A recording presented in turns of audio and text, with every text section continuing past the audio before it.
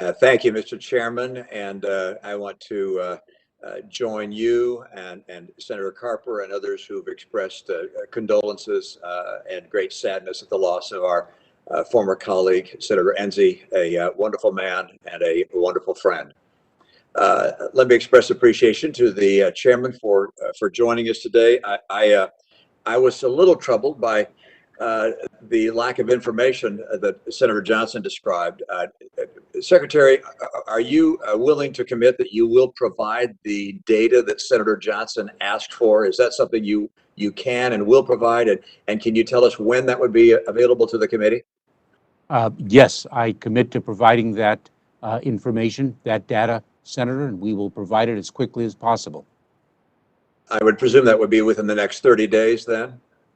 Oh, there should be no problem in doing so, Senator. Thank you. Thank you. Obviously, one of the key responsibilities of Homeland Security is to secure our border, securing our homeland, if you will. And the numbers and the human stories that are coming from our border are both alarming and obviously threatening to our domestic tranquility and safety and economic vitality. I don't know exactly why the administration doesn't want to acknowledge the crisis that we're seeing at the border. And I guess the real question in my mind is why we politicize everything. I mean, you know, I'm one of those that's critical of people who politicize vaccination, but I'm also incredulous that there seems to be politicization about whether we should complete the border barrier that's already been contracted to be completed. There are gaps in it. The steel is there. The contracts have been let. Contractors, as Senator Langford has pointed out, are standing by guarding the steel. Why in the world don't we complete, you know, the barrier that's already been contracted for? Surely it would help our security of the border. I simply don't understand. And is there a reason that we're not completing it? The idea was, well, we're going to study that. It's been 6 months. Businesses are able to make major decisions on acquisitions and so forth in a lot faster time frame than that. We came up with a vaccine. Heavens, I mean, why can't we make this decision and proceed? Senator, I know that we will not agree on this issue, but the decision with respect to the border wall was not a political decision, but a substantive one. That the $15 billion that was dedicated to construction of the border wall was ill-advised, and we can use the government's funds and taxpayers' funds more wisely through investment in innovation, through investment in technology. That is the greatest force multiplier. Mr. Secretary, the great majority of that money has already been spent. The overwhelming majority, and now there's some gaps in what's already been spent. The prior administration, the one before, President Obama's administration, expanded the border barrier. I mean, I'm all in favor of technology, but as long as we've already paid for and have contracts to complete the wall, I simply can't understand any logical reason not to complete it. Look, I'm not a severe partisan that's going to attack Democrats on every corner. But this just strikes me as being nonsense. I simply can't understand it. And with regards to the comment that we're going to invest in root causes, I don't understand what you're referring to there. Are you suggesting that somehow we should be able to invest to make sure that all of Latin America gets rid of their dictators, gets rid of their corruption, ends violence? And if we do that, maybe there'll be less people trying to get to the border. That's unrealistic. That's of course absurd. We can't do all those things even domestically, let alone around the world. People want to come to this country. They always will. You're responsible for securing our border. I just don't get why you don't address this in a way, well, frankly, like President Obama did. Complete the barrier, use technology, have ICE carry out the responsibility of removing people that are here illegally. I noticed that the House Democrats recently approved plans to slash the budget for enforcement and removal operations. They cut it by hundreds of millions of dollars. Is that a mistake? And do you believe that those funds should be restored? Senator, you've mentioned three different subjects. I will move very quickly through the three of them.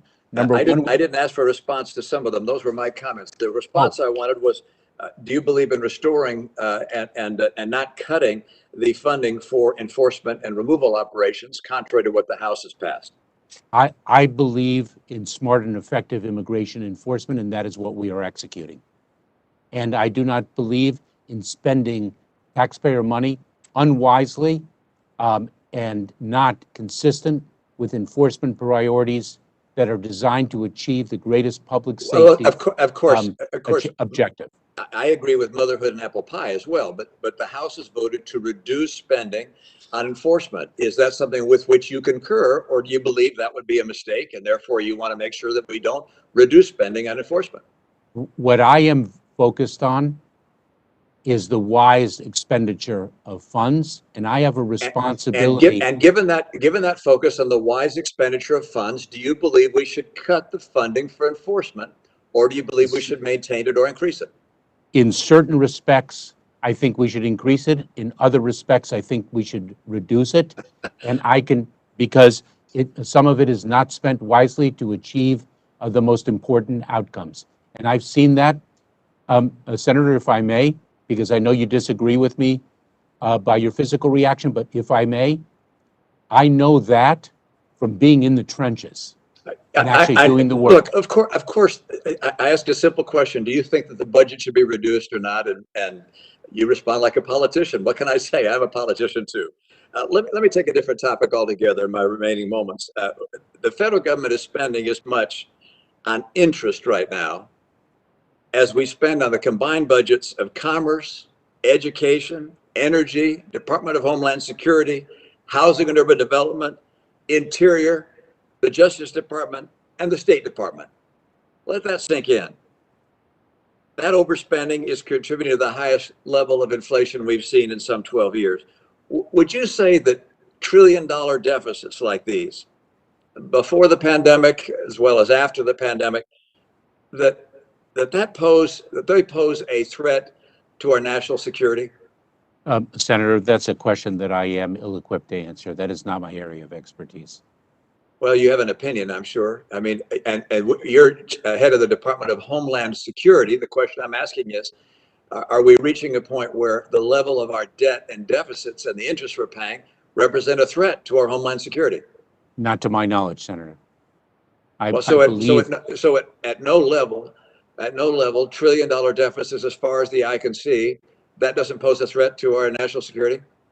I believe that this administration's efforts to rebuild this country contribute to the security of this country, its national security, and its homeland security, its economic security, and its possibilities and promise.